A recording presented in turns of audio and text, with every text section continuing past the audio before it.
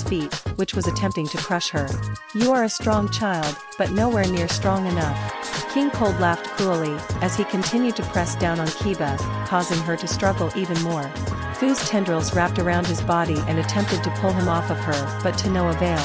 Lil once again teleported over to him and attempted to grab his leg, so he could teleport him away, but Cold just smacked him away with his tail again. Suddenly, Cold moved back his foot, and leaned forward, punching Kiba away when she didn't expect it. Then he turned and crushed the tendrils that were around him. "Come now, children, did you expect any of these pitiful attacks to even scratch me? Oh? Then let's try this. Ah ha ha ha. Ha." King Cold turned around, to see the source of the laughter, only to get clocked into the face, by an aka controlled Muscular. Cold was sent flying across the room, landing on his ass. "What? HHH. Muscular / aka charged at Cold, and Cold barely managed to roll out of the way just as Muscular's fist went through the wall. Cold got to his feet, and punched Muscular / aka in the face,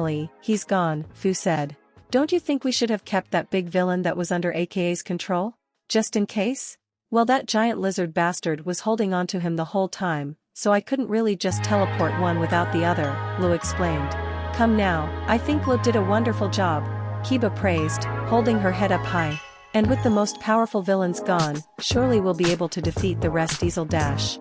Phew! Suddenly, a purple beam flew in from the hallway and went right through Kiba's chest. Ah! Kiba groaned out, as her pupils shrunk from the pain and fear, and blood started coming from her mouth. In the next moment, she collapsed on the floor, blood oozing from her mouth. Kiba! Lu shouted, as he and Fu went on high alert, and looked in the direction that attack came from, only to see Frieza standing there. I teleported you out of here. How did you dash? Return? Frieza laughed. Why, it's simple.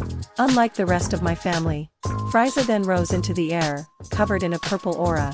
I can fly. So I simply returned by flying back onto your whale. I have to say, you've impressed me quite a bit. Taking me by surprise, and even managing to defeat my father. I see now why he insisted we do this mission ourselves. No minions we could have sent would have been a match for you. Unfortunately, this is where it all comes to an end.